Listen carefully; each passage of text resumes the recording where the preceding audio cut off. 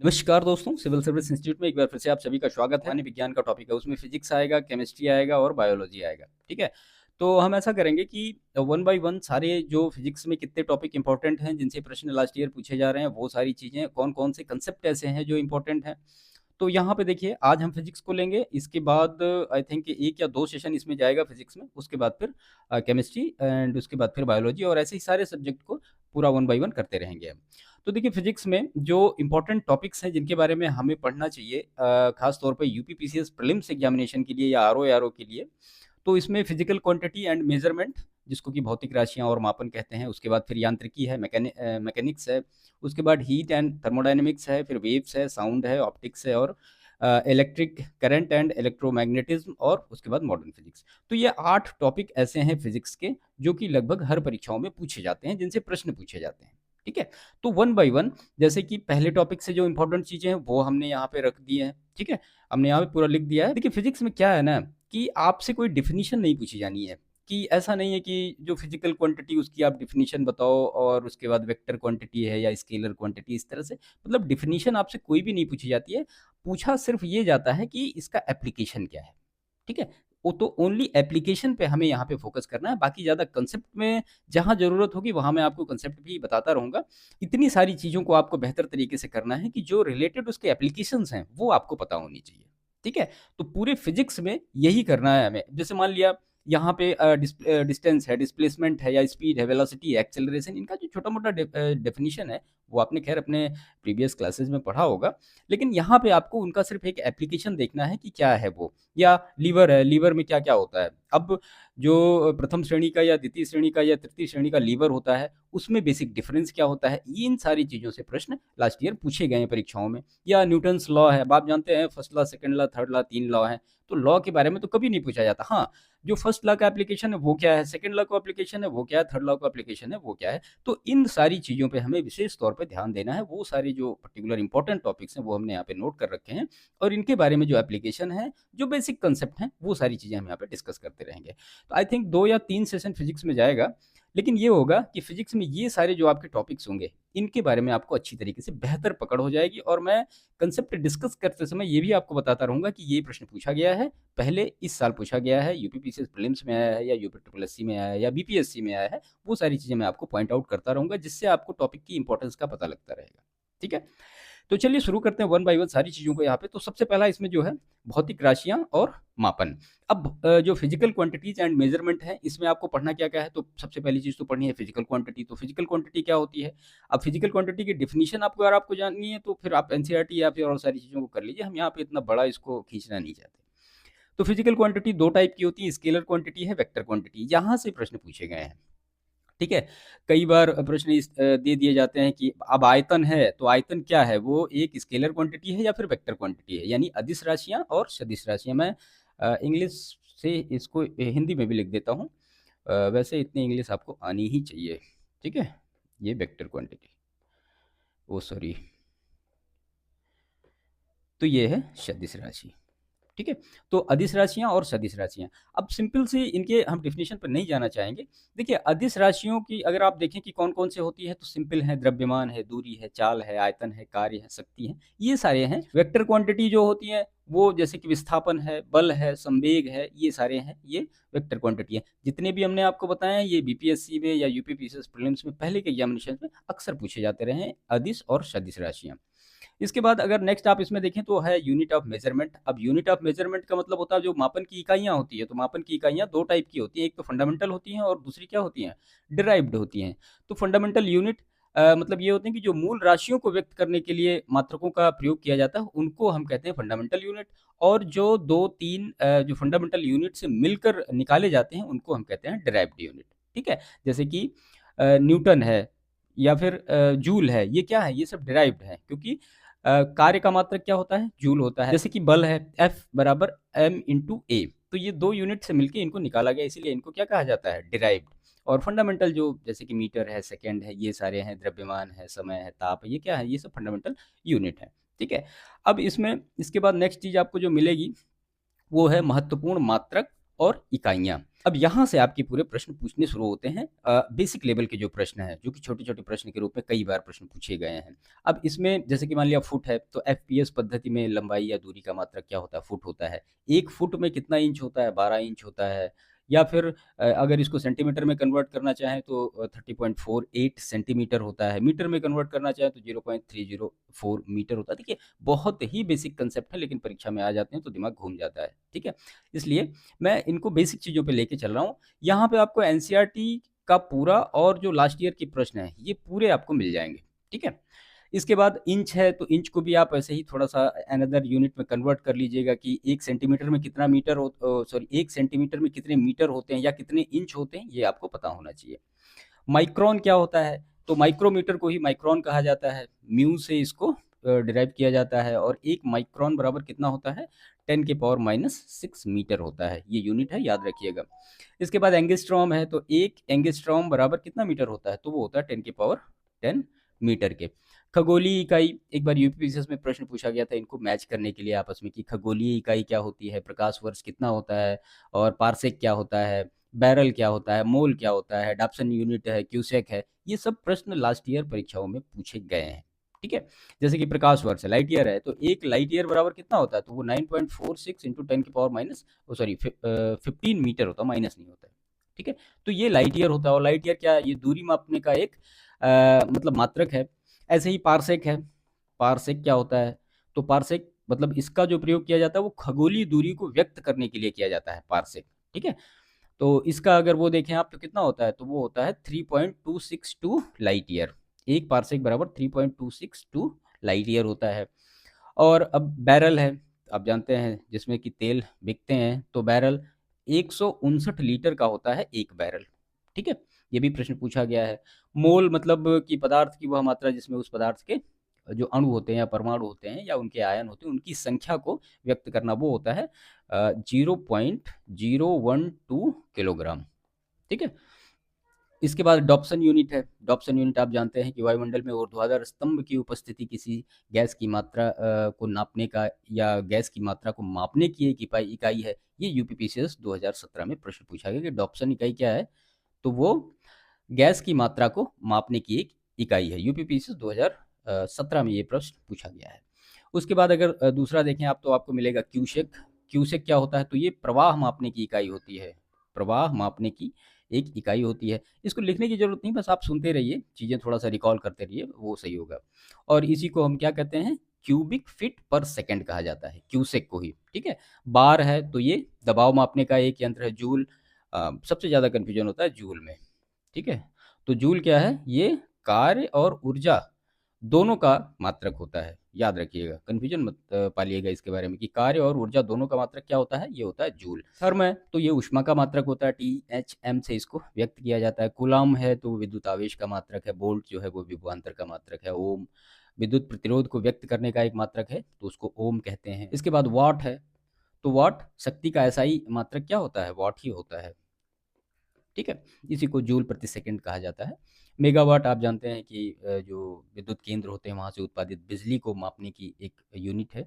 1 megawatt बराबर कितना होता है? 10 की पावर 6 वाट होता है, ठीक है? ऐसे ही जो अश्व शक्ति होती है 746 वाट के बराबर होती है। और किलोवाट घंटा, ये भी ऊर्जा की एक इकाई है। और उसमें 1 किलोवाट घंटा बराबर 3.6 मेगा जूल के बराबर होता है, इसको नोट कर लीजिए। 1 किलोवाट बराबर कितना होता है? 3.6 मेगा जूल के बराबर होता है। इसके बाद इसमें आता है मैक, तो क्या है? अति तीव्र चाल मापने की इकाई है, ठीक है? किसी माध्यम में ध्वनि की चाल को क्या कहा जाता है? 1 मैक कहा जाता है। अब जो ध्वनि की चाल है वो 1 मैक से अधिक है तो उसको क्या कहा जाएगा? उसको कहा जाएगा सुपरसोनिक। और 5 मैक से अगर अधिक है चाल तो उसको क्या कहा जाएगा? हाइपरसोनिक कहा जाएगा। दोनों का डिफरेंस याद रखिएगा, सॉरी। इसके बाद फिर सोनार है, यहाँ पे ही इसको नोट कर लेते हैं।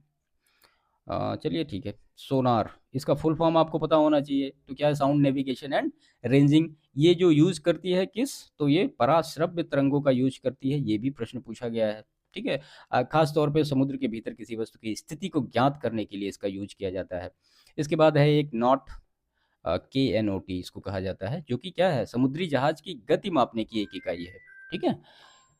समुद्री नॉट जो है ये समुद्री जहाज की गति मापने की एक इकाई है। इसके बाद इसमें आता है रडार, RADAR, जिसको क्या कहते हैं, रेडियो डिटेक्शन एंड रेंजिंग। तो ये किसका यूज करता है, ये सूक्ष्म तरंगों का प्रयोग करता है। दोनों का याद रखिएगा, रेडार सूक्ष्म तरंगों का और सोनार किसका, पराश्रव्य तरंगों का। रिक्टर के बारे में आप जानते हैं, भूकंपीय तरंगों को मापने की ये एक इकाई है। इसके बाद है मेजरिंग इंस्ट्रूमेंट। अब इसमें ऑडियोमीटर क्या होता है, तो ध्वनि की तीव्रता मापने के लिए। ओडोमीटर वाहनों द्वारा तय की गई दूरी के लिए, बीपीएससी में भी पूछा गया था ये। अल्टीमीटर जो है ये ऊंचाई मापने के लिए, या हिप्सोमीटर भी ऊंचाई मापने के लिए होता है। ऑक्सेनोमीटर मतलब पौधों की वृद्धि मापने के लिए। तो इसकी एक पूरी समरी हम आपको टेलीग्राम चैनल पे डिटेल में कर देंगे, कि जो चीज़ें इंपॉर्टेंट हैं, जो लास्ट ईयर पूछी गई हैं, वो आप उनको अच्छी तरीके से याद कर सकें। ठीक है, तो ये जो है पहले चैप्टर की जो इंपॉर्टेंट चीज़ें थी वो हमने यहाँ पे डिस्कस की। इसके बारे में आप अच्छी तरीके से जो जो चीज़ें यहाँ पे डिस्कस हुई हैं, अगर आपको कुछ और भी इसके बारे में पढ़ना है तो आप ज़रूर पढ़िए, अच्छी तरीके से उसको रिवाइज करिए। ठीक है, चलिए इसके बाद हम सेकंड टॉपिक पे अपने आते हैं, जो कि है मैकेनिक्स, जो कि क्या है, यांत्रिकी है। अब देखिए इसमें आपको डिस्टेंस है, डिस्प्लेसमेंट है, स्पीड है, वेलोसिटी है और एक्सेलरेशन, इनके सबके मतलब डिफरेंस आपको पता क्या कहते हैं, डेफिनेशन आपको आनी चाहिए कि एक्सेलरेशन क्या होता है। तो किसी वस्तु का वेग समय के साथ क्या होगा, जाहिर सी बात है चेंज होता रहेगा, तो उसे क्या कहा जाएगा, उस वस्तु की वेग परिवर्तन की दर को क्या कहा जाएगा, एक्सेलरेशन कहा जाएगा। ऐसे ही फिर डिस्टेंस की डेफिनेशन होती है, डिस्प्लेसमेंट की। देखिए ये जरूरी तो नहीं है, लेकिन ये है कि कंसेप्ट को समझने के लिए, इनके एप्लीकेशन को याद रखने के लिए आपको सारी चीज़ें पता होनी चाहिए। ठीक है, चलिए इसके बाद इसमें जो सबसे इंपॉर्टेंट चीज़ है वो है क्या, सरल मशीन, यानी जिसको सिंपल मशीन हम कहते हैं। तो सिंपल मशीन में एक इंपॉर्टेंट चीज़ आता है उत्तोलक। और उत्तोलक में क्या क्या होता है, तो उत्तोलक में होता है आलंब, आयास और भार। अब देखिए यहाँ पे एक फिगर की सहायता से, ये है आलंब आपका, भार ऐसे होगा और आयास ऐसे होगा। इसी के हिसाब से उत्तोलक को 3 भागों में, यानी 3 श्रेणियों में डिवाइड किया गया। प्रथम श्रेणी का उत्तोलक, द्वितीय श्रेणी का उत्तोलक और तृतीय श्रेणी का उत्तोलक। ये एक बार प्रश्न पूछा गया। अब प्रथम श्रेणी में क्या होता है, मैं यहाँ पे लिख देता हूँ। आलंब जो है भार और शक्ति यानी आयास के बीच में होता है। ये बीच में होगा, आलंब बीच में होगा। ठीक है, ऐसे ही द्वितीय श्रेणी के जो उत्तोलक होंगे, उसमें भार जो है बीच में होगा। यहाँ पे मैं लिख देता हूँ, बाकी जो और दोनों होंगे, क्या बचेगा, आलंब और शक्ति या आयास। ठीक है, तो ये हो जाएगा द्वितीय श्रेणी का उत्तोलक। और उसके बाद तृतीय श्रेणी में क्या होगा, शक्ति किसके किसके बीच में होगा, ये बीच में होगा, और आलंब और भार के ये बीच में होता है। ठीक है, अब प्रथम श्रेणी के उत्तोलक के कुछ एग्जाम्पल आपको ये पूछे जाते हैं, कि मतलब यहाँ से उदाहरण क्या है कि प्रथम श्रेणी का है। तो प्रथम श्रेणी का उत्तोलक क्या होगा, तो उसमें कैंची आ जाएगा, सिंडासी जो होता है या सणसी जिसको हम कहते हैं वो है। ठीक है, झूला है, हैंड पंप है, ये सब प्रथम श्रेणी के उत्तोलक हैं। अगर ऐसे ही आप सेकंड जो श्रेणी है लीवर की, उसमें जो कि भार जहाँ पे बीच में होता है, तो उसमें अब आप सरौता जानते हैं, जिससे सुपारी काटी जाती है, सरौता हो गया। और मतलब ठेला गाड़ी जो है, नींबू जिससे निचोड़ा जाता है वो मशीन, वो सब द्वितीय श्रेणी के उत्तोलक हैं। ऐसे ही तृतीय श्रेणी के उत्तोलक में, जिसमें कि जो शक्ति होता है या आयास होता है, जो वो बीच में होता है, तो उसका जो उदाहरण है वो स्टेपलर है, सिंपल सा। तो स्टेपलर है, चिमटा है, और हाथ जो होता है हमारा हाथ, ये सब क्या है, ये सब तृतीय श्रेणी के उत्तोलक है। ठीक है, ये प्रश्न पूछे जाते हैं कि मतलब ये किस श्रेणी का उत्तोलक है, आप बताइए हमें। तो इस तरह से चीज़ों को बेहतर तरीके से थोड़ा समझिएगा, अच्छी तरीके से इनको याद रखिएगा। उत्तोलक क्या होता है, ये इससे डिसाइड होता है, 3 इसके पार्ट होते हैं, और इसी के हिसाब से 3 पार्ट में इसको डिवाइड किया जाता है। ठीक है, इसके बाद फिर Newton law of motion, basic concept है, लगभग सभी लोग इसको जानते हैं, इसमें कुछ है नहीं। तो पहला नियम आप जानते होंगे, दूसरा नियम भी आपको पता होगा, और तीसरा नियम भी पता होगा। हमारे काम का क्या है इसमें, हमारे काम का सिर्फ ये है कि जो पहले नियम के एप्लीकेशन है वो क्या है, दूसरे नियम की जो एप्लीकेशन है वो क्या है, और तीसरे नियम की जो एप्लीकेशन है वो क्या क्या है, जो कि परीक्षाओं में पूछे जाते हैं। देखिए लॉ ऑफ इनर्शिया यानी जो जड़त्व का नियम है, उसके कुछ एप्लीकेशन मैं आपको यहाँ पे बता देता हूँ, आप सुन लीजिए। तो इसमें सबसे पहला जो इसका एप्लीकेशन है, कि चलती हुई ट्रेन या बस से उतरने वाले व्यक्ति को क्या होता है, थोड़ी दूर आगे तक उसी दिशा में दौड़ना पड़ता है। तो ये किसका एप्लीकेशन होगा, तो ये न्यूटन के जो प्रथम नियम है, गति का प्रथम नियम है, उसका एप्लीकेशन है। दूसरा एप्लीकेशन आप इसका सुनिए, कि चलती गाड़ी में अगर अचानक ब्रेक लग जाता है, तो गाड़ी में बैठा हुआ व्यक्ति क्या होता है, आगे झुक जाता है। ठीक है, और स्थिर गाड़ी के एकाएक चलने पर व्यक्ति क्या हो जाएगा, वो जाहिर सी बात है पीछे की ओर झटका ले जाता है। तो इस ये भी जो है, ये लॉ ऑफ इनर्शिया का जो नियम है, उसका एप्लीकेशन है न्यूटन के फर्स्ट लॉ का। तीसरा अगर आप इसमें देखें, तो मान लिया तेजी से चलती गाड़ी के मुड़ने पर क्या होगा, उसमें बैठा व्यक्ति गाड़ी के मुड़ने की दिशा के विपरीत जाता है। ठीक है, तो ये भी एप्लीकेशन जो फर्स्ट लॉ है न्यूटन का, उसका होगा। चौथा अगर एप्लीकेशन आप देखें, कि पेड़ की शाखाओं को जोर से हिलाने पर क्या होगा, उसमें अगर जो फल लगे हैं वो टूटकर नीचे गिरने लगते हैं। तो ये भी जो है न्यूटन के फर्स्ट लॉ का उदाहरण है। ठीक है, ये सारी चीजें इसमें से पूछी जाती हैं। फर्स्ट लॉ के बारे में नहीं पूछा जाता कभी कि फर्स्ट लॉ क्या है क्या नहीं है। तो एप्लीकेशन आपको याद होनी चाहिए। मैंने आपको चारों बताए, चारों आप अच्छी तरीके से सुन लीजिए। मान लिया परीक्षा में आएगा तो उसको आप अच्छी तरीके से याद करके कोट कर दीजिएगा। इसके बाद जो न्यूटन का सेकंड लॉ है, तो वो सेकंड लॉ के एप्लीकेशन क्या क्या है, सेकंड लॉ क्या है वो आपको पता होगा। तो देखिए, मान लिया क्रिकेट के खेल में जो क्षेत्र रक्षक जो या जो फील्डर होता है, वो जब तेजी से गेंद उसके पास आती है और कैच करता है तो क्या करता है, अपने हाथ को थोड़ा सा पीछे की ओर ले लेता है। तो ये न्यूटन के सेकंड लॉ का एप्लीकेशन है। अगर इसका दूसरा एप्लीकेशन देखें तो जो गाड़ियों में लगने वाले झटके होते हैं, तो उसके लिए क्या होता है, गाड़ियों में स्प्रिंग लगाई जाती है या शॉक एब्जॉर्बर लगाए जाते हैं, है ना, या सस्पेंसर आजकल लगाए जाते हैं। तो वो भी सेकंड लॉ का एप्लीकेशन है। तीसरा क्या है कि अगर दो हल्की और भारी गेंदें एक समान वेग से गतिशील हैं तो हल्की गेंद को क्या होगा, कैच करना आसान होगा। ये भी सेकंड लॉ का एप्लीकेशन है। ठीक है, ऐसे ही न्यूटन के थर्ड लॉ की एप्लीकेशन हम देख लेते हैं कि भाई वो क्या है, एक्शन रिएक्शन लॉ है। तो बंदूक से जब गोली छोड़ी जाती है तो हमें पीछे की ओर झटका लगता है। इसका कारण क्या है, इसका कारण वही एक्शन रिएक्शन का लॉ है। इसका दूसरा एप्लीकेशन देखें तो वही रॉकेट वाला है कि रॉकेट की गति उससे निकलने वाले जो तीव्र गैसीय निकास होते हैं उससे डिसाइड होती है कि वो कितना तेज चलेगा। तीसरा एप्लीकेशन इसका अगर आप देखें तो नाव को जल में चलाने के लिए चप्पू को क्या करना पड़ता है, जल को पीछे की ओर ढकेलना पड़ता है, तब नाव आगे बढ़ती है। तो ये भी एक्शन रिएक्शन लॉ का एक एप्लीकेशन है। चौथा अगर आप इसमें देखें तो जो हम अपने भार का जो अनुभव करते हैं वो भी क्या है, वो भी एक एक्शन रिएक्शन लॉ का एप्लीकेशन है। ठीक है, तो न्यूटन के जो लॉ हैं उनसे रिलेटेड जो एप्लीकेशन है फर्स्ट सेकंड थर्ड के, वो सारी चीज़ें आपको हमने यहाँ पे बताई। इनको याद रखिएगा, यही सारी चीज़ें इसमें पूछी जाती हैं जो परीक्षाओं में है। इसके बाद फिर है law of conservation of momentum. ठीक है, तो इसमें पूछा जाता है इसके एप्लीकेशन क्या क्या है। तो इसके भी एप्लीकेशन आप देख लीजिए यहाँ पे। इसके बाद है law of conservation of momentum, यानी जिसको कहते हैं संवेग संरक्षण का नियम या संवेग संरक्षण का सिद्धांत। अब इसके कुछ उदाहरण हैं। तो जो रॉकेट प्रणोदन है, यानी रॉकेट का उड़ना क्या है, वही संवेग संरक्षण का नियम है, इस पे लागू होता है। ये सारी चीजें हैं इसमें।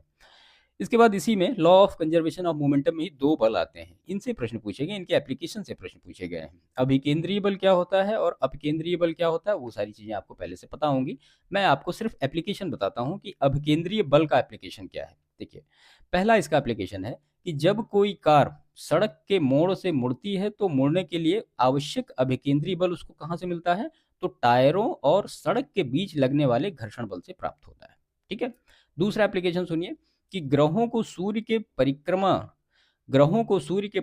के लिए और उपग्रहों को ग्रहों के परिक्रमण के लिए जो आवश्यक अभिकेंद्रीय बल जो होता है वो गुरुत्वाकर्षण बल से प्राप्त होता है।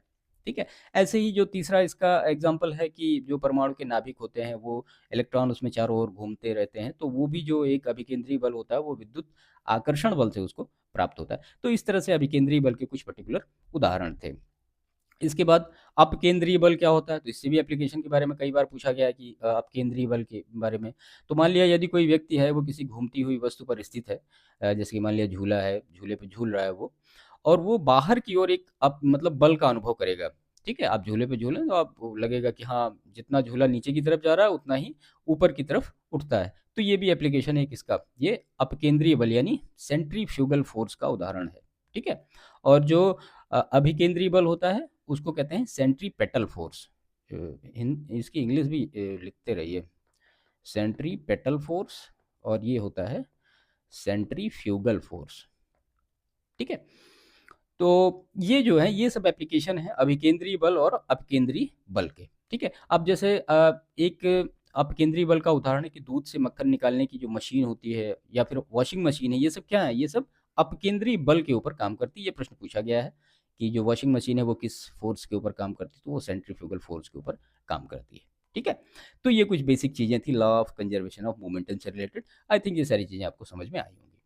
इसके बाद फिर इसमें जो आता है वो है प्रोजेक्टाइल मोशन। कई बार इससे प्रश्न पूछे गए हैं कि प्रोजेक्टाइल मोशन क्या होता है या प्रक्षेप गति किसे कहते हैं। तो वो आप जानते होंगे कि प्रक्षेप गति किसे कहते हैं। तो देखिए, हम यहाँ पे एक छोटा सा कंसेप्ट लिख देते हैं कि कण को अधिकतम जो परास होगा यानी प्रोजेक्ट होगा, कण को अधिकतम परास प्राप्त करने के लिए कितना डिग्री पे फेंका जाना चाहिए, 45 डिग्री पे। ठीक है, तो 45 डिग्री पे उसको फेंका जाना चाहिए, तो वो सारी चीज़ें सही होंगी। और अगर आप ये देखें कि जो प्रोजेक्ट की हाइट होती है, यानी जो प्रोजेक्टाइल की हाइट होती है, तो वो होती है कि कण के द्वारा प्राप्त की जाने वाली उच्चतम ऊर्ध्वाधर ऊंचाई को क्या कहा जाता है? प्रक्षेप्य की ऊंचाई कहा जाता है। और ये अधिकतम कब होगी? जब, जाहिर सी बात है, जब 90 डिग्री पे यहाँ पे आएगा, तो इसी को अधिकतम कहा जाएगा। ठीक है, तो ये कुछ प्रोजेक्टाइल मोशन और सारी चीज़ों से इंपॉर्टेंट फैक्ट है। इसके बाद हम देखते हैं फ्रिक्शन के बारे में। फ्रिक्शन को हिंदी में कहते हैं घर्षण। ठीक है, घर्षण क्या होता है वो डेफिनेशन आपको सब पता होगी। देखिए, घर्षण बल जो होता है वो बल की दिशा सदैव वस्तु के विपरीत होती है। यहाँ पे इसको आप नोट कर दीजिए कि घर्षण बल की दिशा वस्तु के क्या होगी? वस्तु के ऑलवेज विपरीत होगी, वस्तु के विपरीत होगी। ठीक है, अब दो टाइप का घर्षण होता है, एक तो स्टैटिक होता है, एक डायनेमिक होता है। स्टैटिक का मतलब स्थैतिक घर्षण बल, और दूसरा जो होता है यानी गतिक घर्षण बल। ठीक है, तो एक बार इसमें प्रश्न पूछा गया था कि मतलब सबसे ज़्यादा घर्षण बल कौन सा लगेगा, या सर्पी घर्षण बल होगा, या फिर स्थैतिक जो मतलब फ्रिक्शन होगा, या फिर डायनेमिक फ्रिक्शन होगा। इस तरह से मतलब सबसे ज़्यादा सबसे कम करके प्रश्न पूछा गया है एक बार इससे रिलेटेड। तो यहाँ पे इसको आप थोड़ा सा देख लीजिए। देखिए, जो स्थैतिक घर्षण बल होता है वो होता है कि किसी सतह पर स्थित अवस्था में रखी वस्तु और उस सतह के बीच लगने वाले बल को क्या कहा जाता है? स्थैतिक घर्षण बल कहा जाता है। ऐसे ही एक लिमिटिंग फ्रैक्शनल फोर्स होता है, यानी सीमांत घर्षण बल। ठीक है, सीमांत घर्षण बल का मतलब ये हुआ कि किसी स्थिर वस्तु को गतिशील बनाने के लिए जैसे जैसे उस पर हम बल का मान बढ़ाते जाते हैं, तो स्थैतिक घर्षण बल का मान यहाँ पे बढ़ता जाता है। और जो गतिक घर्षण बल होता है, तो गतिमान वस्तु के संपर्क में जो सतह होती है उसके बीच में जो बल लगता है उसको क्या कहा जाता है? उसको डायनेमिक फ्रिक्शनल फोर्स कहा जाता है। सर्पी घर्षण बल का मतलब यानी जो स्लाइडिंग फ्रिक्शनल फोर्स होता है कि यदि कोई वस्तु किसी दूसरी वस्तु की सतह पर फिसल रही है तो वो सर्पी घर्षण बल होगा। ये आप एक छोटा सा फॉर्मूला है, याद रख लीजिएगा हमेशा के लिए। तो देखिए, लोटनिक घर्षण बल इसका मान जो होगा ये गतिक घर्षण बल से कम होगा, गतिक घर्षण बल। और इसके बाद इससे ज़्यादा होगा सीमांत घर्षण बल। और जो सबसे ज़्यादा होगा वो क्या होगा? वो स्थैतिक घर्षण बल। ठीक है, स्थैतिक घर्षण बल, ये आप याद रखिएगा, ये एक बार प्रश्न पूछा गया है। ठीक है, यानी सबसे जो कम होगा वो लोटनिक होगा, और सबसे ज़्यादा जो होगा वो स्थैतिक घर्षण बल होगा। ठीक है, इसके बाद हम देखते हैं कि जो फ्रिक्शन के उपयोग हैं वो क्या क्या हैं। ठीक है, देखिए, सड़कों पर आवश्यक घर्षण न होगा अगर, तो क्या होगा? गाड़ियों के पहिए क्या हो जाएंगे? स्लिप करने लगेंगे, है ना। और चिकनी सतह पर घर्षण कम होने के कारण, अगर मान लिया कोई बहुत ज़्यादा चिकनी सतह है, उस पर चलने में क्या होगी? दिक्कत होगी, अगर घर्षण बल ज़्यादा नहीं होगा। इसी वजह से जो पूछे जाने वाले फैक्ट हैं वो यहाँ पे मैं लिखता हूँ। क्या है? बर्फ़ पर चलना क्या होता है? कठिन होता है। क्यों होता है? क्योंकि वहाँ पे घर्षण नगण्य होता है या कम होता है बहुत ज़्यादा। ऐसे कीचड़ में जो गाड़ियाँ फंस जाती हैं, ये भी घर्षण बहुत ज़्यादा कम होता है, इस वजह से वहाँ पे फंस जाती हैं। सड़क पर तेल आदि ये सारी चीज़ें अगर फैल जाएंगी तो क्या होगी? साइकिल है या मोटरसाइकिल, ये सब स्लिप कर जाएंगे। ठीक है, तो ये सारे इसके यूजेज हैं जो आपने यहाँ पे अभी देखे। इसके बाद हम देखते हैं गुरुत्वाकर्षण, जिसको कहते हैं ग्रेविटेशन। बहुत इंपॉर्टेंट टॉपिक है इसका। केपलर लॉ इसमें आता है। तो केपलर लॉ 3 टाइप के हैं। लॉ ऑफ ऑर्बिट होता है, लॉ ऑफ एरियल स्पीड होता है, लॉ ऑफ पीरियड्स होता है। तीनों के नियम के बारे में आपको अच्छी तरीके से पता होगा। ये तीनों के नियम के बारे में खैर कभी नहीं पूछा जाता है, हाँ इनके एप्लीकेशन से ज़रूर पूछा जाता है कि हाँ, द्वितीय नियम के बारे में एक बार पूछा गया है कि जो लॉ ऑफ एरियल वेलोसिटी है, इसमें कहा गया है कि ये किस पे आधारित है? तो ये कोणीय संवेग संरक्षण के नियम पर आधारित है। ठीक है, कोणीय संवेग संरक्षण के नियम पर ये आधारित है। ठीक है, लॉ ऑफ एरियल स्पीड यानी जो केपलर का सेकेंड लॉ है। ठीक है, इसके बाद पृथ्वी का जो गुरुत्वीय त्वरण है, दो चीज़ें यहाँ पे हैं, एक तो मास है, एक तो वेट है। दोनों में आपको डिफरेंस पता होना चाहिए कि मास क्या होता है और जो भार होता है वो क्या होता है। मास के बारे में एक बार प्रश्न यूपी पीसीएस 2017 में ही पूछा गया है, मैं आपको बता देता हूँ। देखिए, द्रव्यमान, इसको हिंदी में कहते हैं द्रव्यमान, और इसको हिंदी में कहते हैं भार। ठीक है, द्रव्यमान क्या होता है कि जो द्रव्यमान होता है वो किसी भी वस्तु के जड़त्व की माप होता है, यानी किसी भी वस्तु का जड़त्व जितना होगा उतना ही उसका द्रव्यमान होगा। द्रव्यमान हमेशा स्थिर होता है, ये बदलता नहीं है। मतलब कहने का ये कि पृथ्वी पर अगर जो उसका किसी वस्तु का जो द्रव्यमान होगा वो चंद्रमा पर भी वही होगा। अब भार इसके टोटल अपोजिट है। भार का मतलब ये होता है कि पृथ्वी किसी वस्तु को जितने वेग से आकर्षित करती है या जितने वेट से आकर्षित करती है वो उसका भार होता है, ठीक है। और ये जो है हमेशा नीचे की तरफ लगता है, इसमें परिमाण और दिशा दोनों होते हैं। इसका मतलब ये क्या होगा, ये एक सदिश राशि होगा, ठीक है। इसी हिसाब से हम ये कह सकते हैं कि वस्तु का भार उसके द्रव्यमान तथा गुरुत्वीय त्वरण पर निर्भर करता है और किसी पर निर्भर नहीं करता है। तो यानी वस्तु का जो वेट होता है वो मास और गुरुत्वीय त्वरण इन दोनों पार्ट पर निर्भर करता है, ठीक है। देखिए ये जो मैं चीज़ें बता रहा हूँ यही पूछी जाने वाली चीज़ें हैं, बाकी डिफिनीशन छोटी मोटी नहीं पूछी जाती हैं। अब यहाँ पे 2-3 चीज़ें जो कंसेप्चुअल चीज़ें हैं वो आपको पता होनी चाहिए कि वस्तु का चंद्रमा पर भार। अब यहाँ से जो मतलब प्रश्न पूछे जाते हैं वो मैं आपको बताता हूँ। देखिए चंद्रमा पर किसी वस्तु का भार वह बल है, चंद्रमा पर किसी वस्तु का भार वह बल है जिसमें चंद्रमा उस वस्तु को अपनी ओर आकर्षित करता है, पृथ्वी की ओर नहीं, चंद्रमा की ओर जो आकर्षित करता है वो उसका वहाँ पे भार होगा। चंद्रमा का द्रव्यमान क्या है, पृथ्वी से कम है, आप जानते हैं, और इसी कारण से चंद्रमा वस्तुओं पर कम आकर्षण बल लगाता है। अब अगर हम देखें कि चंद्रमा का जो गुरुत्वीय त्वरण है वो पृथ्वी के गुरुत्वीय त्वरण का कितना है, 1/6 भाग है। अगर इसका मतलब ये हुआ कि पृथ्वी पर किसी वस्तु का भार अगर 60 किलोग्राम है तो चंद्रमा पर उसका जो वेट होगा वो कितना हो जाएगा, वो 10 किलोग्राम हो जाएगा, क्योंकि 1/6 वहाँ पे हो जाता है, ठीक है। तो ये तो बेसिक कुछ चीज़ें थी जो आपको जाननी चाहिए। पृथ्वी का गुरुत्वीय त्वरण, देखिए पृथ्वी का गुरुत्वीय त्वरण क्या होता है कि जब कोई वस्तु मुक्त रूप से पृथ्वी की ओर गिरती है तो 1 सेकेंड में उसके जो वेग में परिवर्तन होता है उसको हम कहते हैं क्या, acceleration of gravity of earth, यानी पृथ्वी का गुरुत्वीय त्वरण। ये छोटी सी चीज़ें आपको समझ में आ गई होगी। और एक यहाँ पे महत्वपूर्ण फैक्ट जो पूछे जाने वाली कि गुरुत्वीय त्वरण का मान, गुरुत्वीय त्वरण का जो मान होता है वो किसी वस्तु के भार पर निर्भर नहीं करता, वस्तु के भार पर निर्भर नहीं करता, ठीक है। अगर मान लिया समान ऊंचाई से अलग अलग भार के 2-3 वस्तुएं गिराई जाएं और यहाँ पे अगर वायुमंडल का जो फ्रिक्शन है वो नगण्य कर दिया जाए तो तीनों चीज़ें एक साथ पहुँचेंगी, क्लियर। अगर वायुमंडल की उपस्थिति होगी तो जो भारी होगा वो सबसे पहले पूछेगा। ये प्रश्न पूछा गया है कि अगर मान लिया लकड़ी है, लोहा है और मोम है, इसको समान आकार के टुकड़े बना के पृथ्वी पर मतलब ऊंचाई से गिराया जाता है तो आदर्श परिस्थिति में तो सब साथ पहुंचेंगे, लेकिन अगर वायुमंडल की उपस्थिति होगी तो जो सबसे भारी होगा वो सबसे पहले पूछेगा। ये प्रश्न पूछा गया है, ठीक है। तो ये कुछ महत्वपूर्ण चीज़ें थी पृथ्वी के गुरुत्वीय त्वरण के बारे में। हाँ, एक चीज़ और यहाँ पे लिख लीजिए आप कि जो पृथ्वी का गुरुत्वीय त्वरण होता है वो 9.8 मीटर पर सेकेंड होता है और ये मान जो है समुद्र तल पर 45 डिग्री अक्षांश पर होता है, समुद्र तल पर, ठीक है। क्योंकि आप पोल पे जाओगे या इक्वेटर पे जाओगे तो जी का मान जो होगा वो घटता बढ़ता रहता है, ये आप याद रखिएगा, प्रश्न इससे भी पूछा गया है। तो जी का मान भूमध्य रेखा पर सबसे कम, मैं यहाँ पे लिख देता हूँ, भूमध्य रेखा पर जी का मान क्या होगा, सबसे कम होगा, और पोल पे यानी ध्रुवों पर जी का मान सबसे ज़्यादा होगा, ठीक है। इसका कारण, अब कारण के लिए वही है, शेप ऑफ अर्थ क्या है, इस तरह से ये सारे इसके रीजन हैं।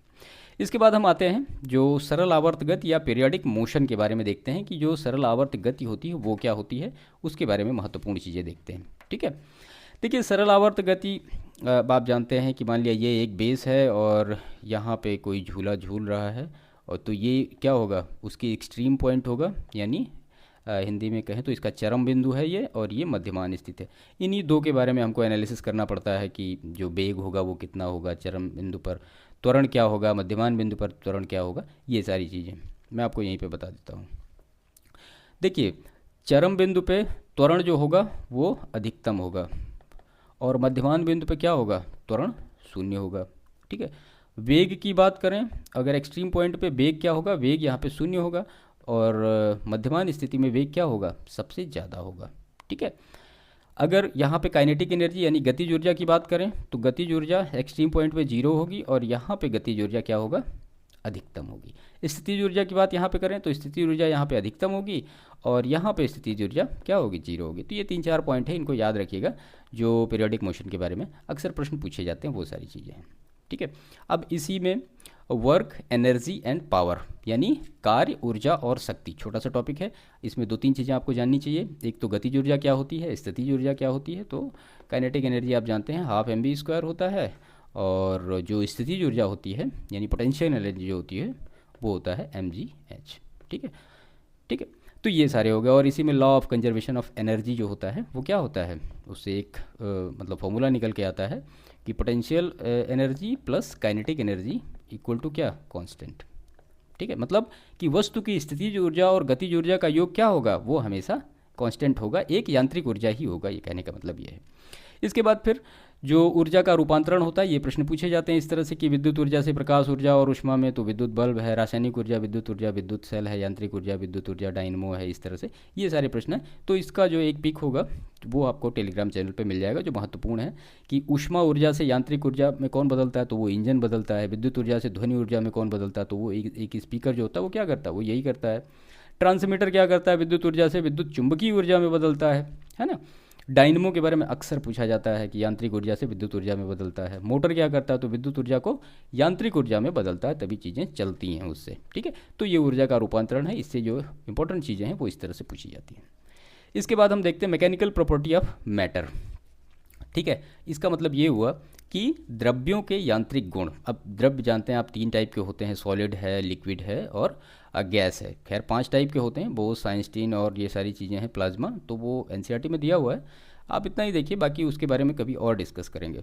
इसके बाद इसमें है इलास्टिसिटी या फिर प्रत्यास्थता। यहाँ पे जो पूछी जाने वाली चीज़ें हैं वो मतलब यही पूछी गई कि एक बार बीपीएससी में पूछा गया कि प्रतिबल का जो मात्रक होता है वो क्या होता है। 2 टाइप का होता है, प्रतिबल है और विकृति है। ठीक है, तो प्रतिबल जो होता है इसका मात्रक होता है F/A, इसकी फार्मूला होता है, और मात्रक होता है इसका न्यूटन प्रति मीटर स्क्वायर या फिर पास्कल। ठीक है, ये इसका मात्रक होता है। ऐसे ही विकृति है, तो विकृति क्या है, इसका कोई मात्रक ही नहीं होता, तो नो यूनिट। ठीक है, अब इसमें एक चीज़ और महत्वपूर्ण चीज़ पूछी जाती है। प्रत्यास्थता का मतलब ये है कि भाई किसी भी चीज़ को खींच दो आप, और जितनी तेज़ी से वो अपनी कांस्टेंट स्पीड में आ जाती है, यानी उसी स्थिति में आ जाती है, उसी को उसका कहा जाता है कि ये इलास्टिसिटी इसका एक कारक है, यानी ये प्रत्यास्थता है वो। अब जो प्रत्यास्थता होती है वो यंग मॉड्यूलस के मामले में देखा जाता है कि सबसे ज़्यादा जो तन्य पदार्थ कौन सा है और सबसे कम तन्य पदार्थ, यानी मतलब खींचने पर कौन सा सबसे बड़ा हो रहा है और सबसे ज़्यादा टफ कौन सा है जिसको खींचा ही नहीं जा सकता। तो सबसे जो तन्य पदार्थ है वो है रबर, यानी सबसे ज़्यादा इसको खींचा जा सकता है। और इसके बाद फिर नायलॉन है, लकड़ी है, अस्थि है, और सबसे अगर टाइट देखें आप तो आपको मिलेगा कार्बाइन, और इससे पहले आपको मिलेगा हीरा, यानी हीरा सबसे टफ है, उसके बाद सबसे जो टफेस्ट है वो क्या है, वो कार्बाइन है। ये याद रखिएगा, प्रश्न इससे पूछे जाते हैं। इसके बाद लिक्विड और गैस को फ्लूइड कहते हैं हम, और फ्लूइड में ये एक कंसेप्ट आता है अंतर आणविक बल। अंतर आणविक बल का मतलब ये होता है कि प्रत्येक पदार्थ छोटे छोटे कणों से मिलकर बना होता है, जिन्हें क्या कहते हैं, अणु कहते हैं, और इन्हीं अणुओं के बीच जो बल कार्य करता है उसी को हम क्या कहते हैं, इंटरमॉलिक्यूलर फोर्स या अंतर आणविक बल। अब ये 2 टाइप का होता है, एक तो होता है ससंजक बल, दूसरा होता है आसंजक बल, कोहेसिव और एडेसिव। ठीक है, तो ससंजक बल के बारे में अगर हम देखें तो इसका मतलब ये होता है कि एक ही पदार्थ के अणुओं के बीच जो बल कार्य करता है, मान लिया एक पदार्थ है कि कोई भी है या दूध है, तो इसके बीच जो बल कार्य करेगा उसको तो हम कहेंगे ससंजक बल। और जब डिफरेंट टाइप के पदार्थ के जो अणु आपस में मिलकर एक दूसरे पर कार्य करेंगे उसको हम कहते हैं आसंजक बल। तो यहाँ पे इंपॉर्टेंट चीज़ें ये हैं कि दैनिक जीवन में ससंजक बल का अनुप्रयोग क्या है और दैनिक जीवन में असंजक बल का अनुप्रयोग क्या है, वो मैं आपको बता देता हूँ, आप उसको सुन लीजिए। देखिए, ससंजक बलों के कारण ही किसी द्रव की बूंदें संपर्क में आते ही मिल जाती हैं, और वो क्या करती हैं, वो एक बड़ी बूंद बना लेती हैं। दूसरी चीज़, जो अगर आप देखें कि जल से जो भीगी हुई 2 प्लेट हैं उनको अलग करने के लिए क्या होता है, मतलब जल्दी वो अलग नहीं होती हैं। ठीक है, क्योंकि उसमें एक सेम टाइप का फोर्स काम करना शुरू कर देता है। ऐसे ही एक जो इम्पोर्टेंट फैक्ट है इसमें, कोल्ड वेल्डिंग क्या होता है कि वेल्डिंग में धातुओं को मशीन के द्वारा इतना ज़्यादा दबाया जाता है कि वो आपस में आके चिपक जाती हैं, इसी को हम कहते हैं कोल्ड वेल्डिंग। हॉट वेल्डिंग के बारे में आप सभी जानते हैं। ठीक है, ऐसे ही अगर आसंजक बल के अनुप्रयोग के बारे में देखें तो किसी वस्तु, बर्तन आदि का जल से भीगा जाना जो होता है उसी को हम कहते हैं एडेसिव फोर्स या आसंजक बल। और इसके बाद एक अनदर एग्जांपल है कि ब्लैक बोर्ड या चाक से जो कण होते हैं तो आसंजक बल के कारण ही वो लिखना संभव होता है। मतलब जैसे मान लिया ब्लैक बोर्ड पे आप चाक से कुछ लिख रहे हैं तो वो आसंजक बल के कारण ही वहाँ पे जाके वो चिपक जाते हैं। ठीक है, तो ये कुछ पर्टिकुलर बेसिक एप्लीकेशंस थे ससंजक बल और आसंजक बल के। इसके बाद हम देखते हैं नेक्स्ट जो अपना इंपॉर्टेंट फैक्ट है वो है पृष्ठ तनाव, सरफेस टेंशन। आप सभी लोग इसके बारे में जानते होंगे कि इसका मतलब क्या होता है। हम इसके डायरेक्ट अनुप्रयोग को देखते हैं या इसके एप्लीकेशन को देखते हैं कि जो क्या होता है इसमें इंपॉर्टेंट चीज़ें जो कि लास्ट ईयर प्रश्न पूछे जाते हैं इसमें। देखिए, साबुन या डिटर्जेंट जल में मिला देने से जल का क्या होता है, पृष्ठ तनाव कम हो जाता है। तो साबुन का घोल जो है कपड़ों के उन छोटे छोटे छिद्रों में भी जाके वहाँ सफाई करता है जहाँ पे जो प्योर वाटर होता है वो नहीं जा पाता है। ठीक है, तो ये पहला एप्लीकेशन है इसका। और जो छिड़काव, अगर मान लिया कोई चीज़ से आप छिड़काव करो तो या फुहारा जैसे लगाओ तो उससे क्या होता है, थोड़ा सा एटमॉस्फेयर जो छोटा सा होता है वो ठंडा हो जाता है। अब गर्म सूप का जो पृष्ठ तनाव क्या होता है वो कम होता है। ठीक है, और इसी कम होने के कारण ही जीभ के अधिक क्षेत्रफल पर फैलता है, अतः जो मतलब गर्म सूप होता है वो ठंडे सूप से अधिक स्वादिष्ट लगता है हमें। ठीक है, तो ये कुछ बेसिक एग्जांपल थे सरफेस टेंशन के। इसके बाद है फिर कैपिलरिटी या केशिकत्व। तो इसके बारे में भी जो इसका मतलब कारण आप समझिए कि कारण क्या है, तो वही है कि किसी द्रव्य में केशनली के ऊपर चढ़ने या नीचे गिरने के जो इसका कारण होता है वही पृष्ठ तनाव ही होता है। अगर व्यवहारिक इसका उदाहरण देखें तो जो लालटेन होती पहले होती थी, खैर मिट्टी का तेल, उसी के बेसिस पे वो ऊपर तक जाके वहाँ पे जलता है। और दूसरा अगर इसका एप्लीकेशन देखें तो जल से भरी हुई बाल्टी में मतलब अगर छोटा सा तौलिया का टुकड़ा यहाँ पे आप डाल दो तो धीरे धीरे क्या होगा, धीरे धीरे पूरा तौलिया भीग जाएगा। ठीक है, तो ये कुछ बेसिक एग्जाम्पल थे इसके केशिकत्व के। ठीक है, इसके बाद जो द्रवों में दाब होता है इसमें हम पास्कल के नियम देख लेते हैं। पास्कल के 2 नियम हैं, वो महत्वपूर्ण हैं, हम देख लेते हैं। देखिए, पास्कल के 2 नियम हैं। तो इसमें पहले नियम में उन्होंने यही कहा था कि अगर मान लिया जो गुरुत्वीय प्रभाव उसको नगण्य मान लिया जाए तो संतुलन की अवस्था में द्रव के भीतर प्रत्येक बिंदु पर जो दबाव होगा वो समान होगा। और दूसरे नियम में उन्होंने कहा कि किसी पात्र में बंद द्रव के किसी भाग पर जब बाह्य दाब आरोपित होता है तो यह बिना ह्रास के सभी दिशाओं में समान रूप से डिस्ट्रीब्यूट हो जाता है, यानी बंट जाता है सभी जगह। ठीक है, अब पास्कल के नियम पे 2-3 चीज़ें आधारित हैं, जैसे कि हाइड्रोलिक लिफ्ट जो होती है, हाइड्रोलिक ब्रेक है, ये पास्कल के रूल पे आधारित है। और हाइड्रोलिक लिफ्ट ये इसी पर आधारित है। और हाइड्रोलिक प्रेस भी दाब के या पास्कल के नियम पर ही आधारित है। ठीक है, इसके बाद गलनांक और क्वथनांक पर दाब का क्या प्रभाव पड़ता है। तो अगर आप देखें कि गलनांक पर क्या प्रभाव पड़ता है, तो गर्म करने पर जिन पदार्थों का आयतन बढ़ता है दाब बढ़ाने पर उनका गलनांक भी बढ़ेगा। ठीक है, जैसे कि मोम है, घी है। और गर्म करने पर जिनका आयतन घटेगा दाब बढ़ने पर उनका गलनांक भी कम हो जाता है, जैसे कि बर्फ़ है। तो दोनों चीज़ें आपको समझ में आ गई। इसके बाद क्वथनांक में मतलब एक ही चीज़ है कि सभी द्रवों का क्वथनांक जब आप प्रेशर बढ़ाएंगे तो वो बढ़ेगा, जैसे कि प्रेशर कुकर में होता है। इसके बाद इसमें एक लास्ट है बर्नौली का जो सिद्धांत है, बर्नौली थियरम, काफ़ी इंपॉर्टेंट है, इसको मैं आपको बता देता हूँ।